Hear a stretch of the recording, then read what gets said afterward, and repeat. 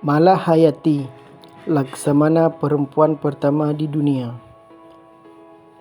Kemalahayati dikenal sebagai pendiri Inong Baleh, pasukan perang pertama yang seluruh anggotanya adalah perempuan dan ditakuti oleh musuh di perairan pesisir Aceh Besar serta Selat Malaka. Kemerdekaan yang diraih bangsa Indonesia pada 17 Agustus 1945 atau tepat 78 tahun silam tak lepas dari peran besar para pejuang dalam upaya mengusir penjajah yang bercokol di bumi Nusantara sejak 350 tahun lampau. Sudah tak terbilang berapa banyak nyawa dipertaruhkan oleh para kusuma bangsa demi terwujudnya kemerdekaan sebagai syarat berdirinya suatu negara berdaulat. Kemalahayati adalah salah satu dari sekian banyak pejuang tersebut.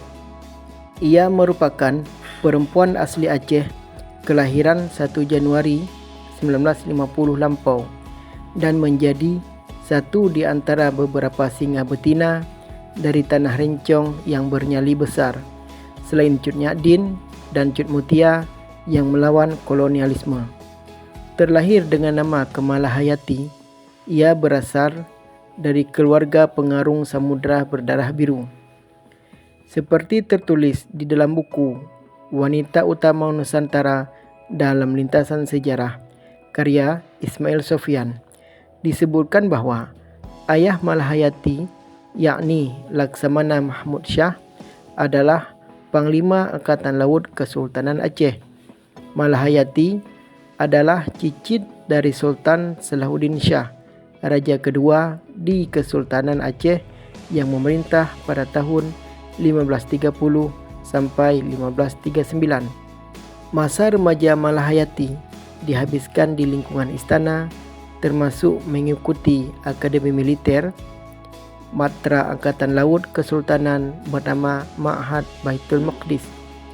Saat berusia 35 tahun atau sekitar 1585, Malahayati dipercaya menjabat kepala barisan pengawal istana rahasia dan panglima protokol pemerintah semasa Sultan Alauddin Rayad Shah Al-Mukamil memerintah.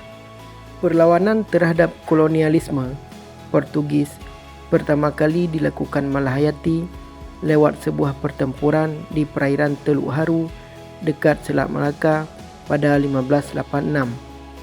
Suami Malahayati, Laksamana Tuanku Mahmuddin bin Said Al-Latif, yang juga kepala pengawal Sultan, memimpin pertempuran. Puluhan kapal kayu Kesultanan Aceh berusaha mencegat kapal-kapal perang Portugis. Armada perang Kesultanan Aceh mampu memukul mundur Portugis. Namun sayang, suami Malahayati gugur dalam pertempuran tersebut. Ia tidak dapat menerima kenyataan tersebut dan berjanji menuntut balas dan meneruskan perjuangan sang suami. Posisi mendiang Laksamana Tuanku Mahmuddin kemudian digantikan oleh Malahayati.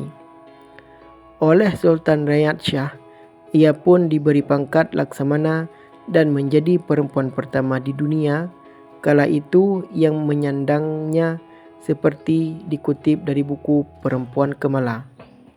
Sebuah rencana besar pun diungkapkan Malahayati kepada Sultan. Dirinya mengaku ingin membangun sebuah armada tempur laut yang seluruh prajuritnya adalah perempuan. Inong Baleh. Ia menamakan pasukan elit tersebut dengan Inong Baleh atau prajurit perempuan yang berstatus janda. Jumlahnya pun tak main-main, mencapai 2.000 orang. Mereka seluruhnya adalah para janda dari prajurit yang gugur kala bertempur melawan Portugis. Berbekal kemampuan yang didapat ketika menimba ilmu di Ma'had Baitul Maqdis, Malahayati melatih Inong Baleh menjadi pasukan tempur yang disegani. Apalagi kala belajar di Ma'had Baitul Maqdis, Malahayati ditempa oleh instruktur perang tangguh dari Turki, seperti ditulis dalam Malahayati Sri Kandi dari Aceh. Sultan Aceh kemudian mendaulatnya sebagai Panglima Armada Laut alias Laksamana dan merupakan perempuan pertama di dunia yang menyandang jabatan itu. Sultan juga membekali pasukan Inong Baleh dengan 100 unit kapal perang ukuran besar berkapasitas masing-masing 400 pasukan. Pasukan Inong Baleh mulai dilibatkan dalam beberapa peperangan melawan Portugis dan Belanda. Wilayah pertempuran mereka tidak hanya sebatas di perairan Selat Malaka saja, namun juga sampai ke pantai timur Sumatera dan Malaya. Mereka juga membangun benteng Inong Baleh di sebuah perbukitan tak jauh dari pesisir Teluk Lamreh, Kurung Raya, Kenyambatan Masjid Raya, Kabupaten Aceh Besar. Tempat perlindungan pertama yang seluruhnya dibangun oleh kaum Hawa tersebut memiliki tinggi tembok sekitar 100 meter dan cukup aman untuk menahan serangan musuh. Benteng tersebut menjadi koloni pasukan Malahayati sekaligus pusat pelatihan tempur Inong Baleh. Pasukan Malahayati juga menjalankan misi khusus, yakni mengamankan jalur laut, perdagangan kesultanan, serta mengawasi pelabuhan-pelabuhan Samudra Aceh kala itu. Sampai akhirnya, pada 21 Juni 1599, dua kapal Belanda, De Leeuw dan De Lewin, berisi pasukan perang dipimpin dua bersaudara, Cornelis dan Frederik de Houtman, ingin bersandar di pelabuhan Aceh Besar.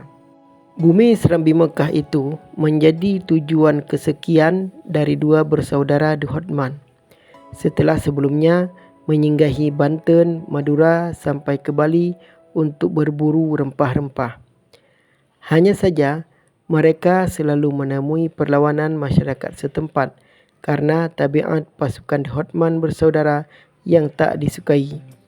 Hal serupa juga dialami saat mencapai Aceh Besar.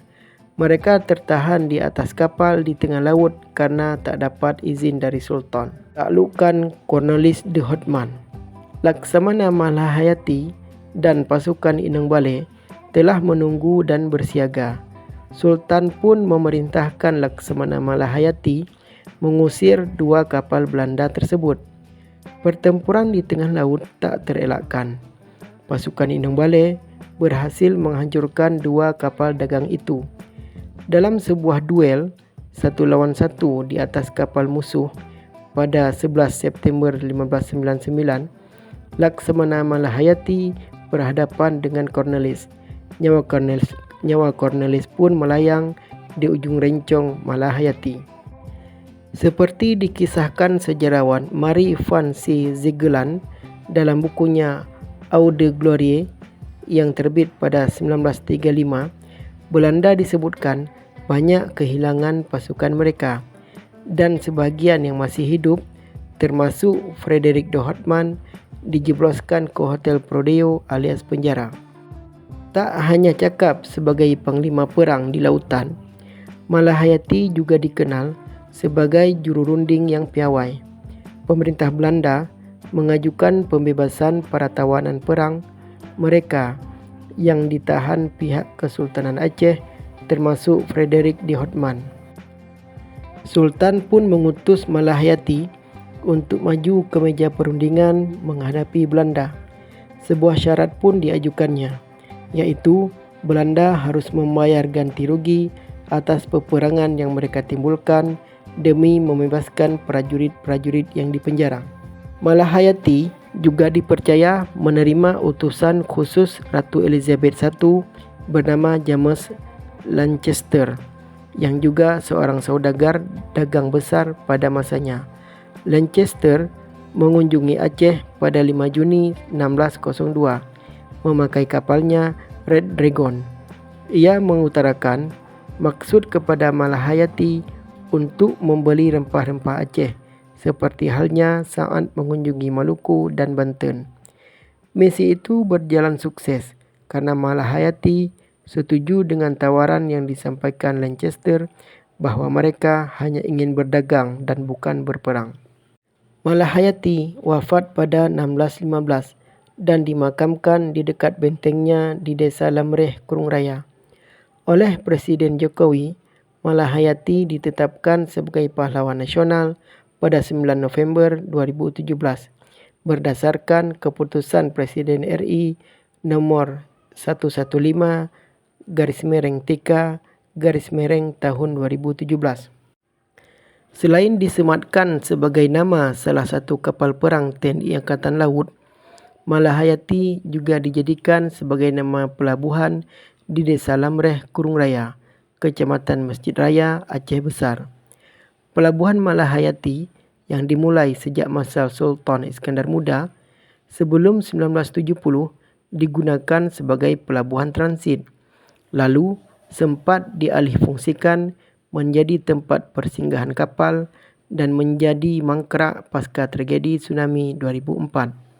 Baru pada 2007, Pelabuhan Malahayati kembali beroperasi untuk mengangkut produk ekspor asal Aceh ke kawasan Eropah dan Timur Tengah. Pihak TNI AL sendiri berencana mengangkat kembali kisah heroik Malahayati lewat sebuah pementasan teatrikal di Jakarta 8 hingga 9 September 2003.